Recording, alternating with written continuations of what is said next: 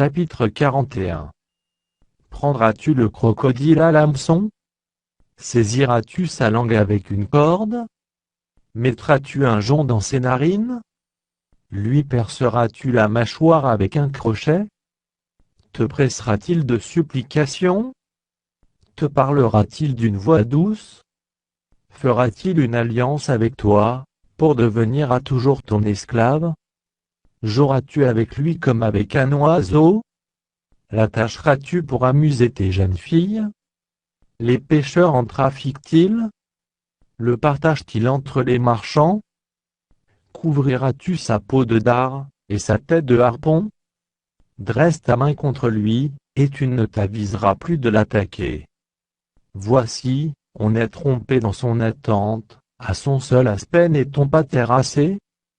Nul n'est assez hardi pour l'exciter, qui donc me résisterait en face?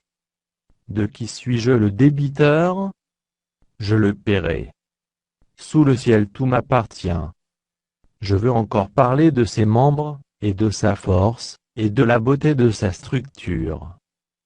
Qui soulèvera son vêtement? Qui pénétrera entre ses mâchoires? Qui ouvrira les portes de sa gueule? Autour de ses dents habite la terreur. Ces magnifiques et puissants boucliers sont unis ensemble comme par un sceau. Ils se serrent l'un contre l'autre, et l'air ne passerait pas entre eux.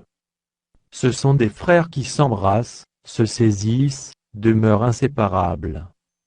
Ses éternuements font briller la lumière, ses yeux sont comme les paupières de l'aurore. Des flammes jaillissent de sa bouche, des étincelles de feu s'en échappent.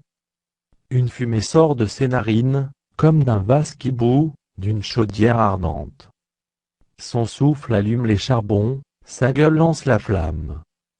La force a son cou pour demeure, et l'effroi bondit au-devant de lui. Ses parties charnues tiennent ensemble, fondues sur lui, inébranlables. Son cœur est dur comme la pierre, dur comme la meule inférieure.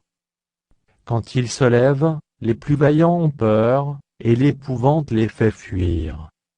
C'est en vain qu'on l'attaque avec l'épée, la lance, le javelot, la cuirasse, ne servent à rien. Il regarde le fer comme de la paille, les reins comme du bois pourri.